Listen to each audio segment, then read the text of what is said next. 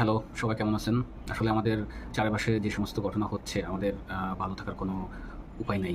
আমাদের জীবনের কোনো নিরাপত্তা নাই, আমাদের কোনো সম্মানের নিরাপত্তা নাই। আমরা সবাই জানি রিসেন্টলি পল্লবীতে একটি খুব হৃদয় বিদারক ঘটনা ঘটে গেছে।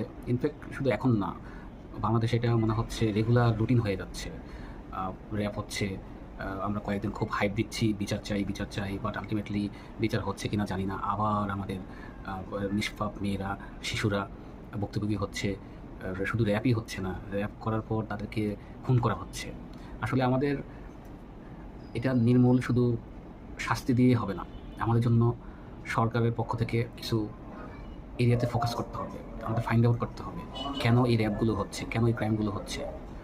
আমার ব্যক্তিগত মতামত যদি প্রকাশ করি, তাহলে আমার মনে হয় একজন সুস্থ মানুষ এই ধরনের কাজ কখনই করতে পারে না। সে একজন নিকৃষ্ট, বিকৃত মস্তিষ্কের অধিকারী বলেই সে এরকম জঘন্যতম কাজ করতে পারে। এখন এই বিকৃত মস্তিষ্ক মানুষ কখন হয়? যখন মানুষ নেশা করে এবং জুয়া খেলে, শিক্ষার অভাব থাকে। সো আমাদের প্রশাসনে যারা আছে, ইনফ্যাক্ট সরকারের পক্ষ থেকে যারা পলিসি মেকার আছে, তাদেরকে আমাদের এই কয়েকটা জায়গায় ফোকাস করতে হবে। কোথায় নেশা হচ্ছে? আমরা কী করি? যারা নেশা করে তাদেরকে ধরি।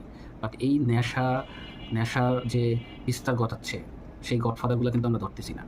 আমরা সবাই জানি কে কে এগুলা করতেছে। আমরা দেখেও না দেখার ভান করি। সবই ক্ষমতা।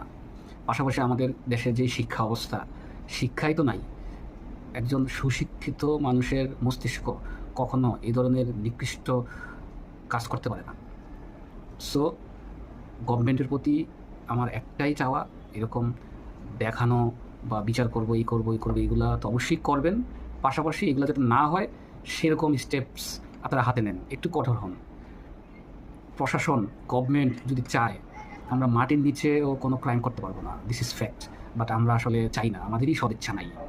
এই দেশ উন্নত হবে কীভাবে? আমি আমারই একটা এক্সাম্পল দিলাম। আমি ২০২৩ সালে আমি আমার ফ্যামিলি নিয়ে সিঙ্গাপুরে গিয়েছিলাম।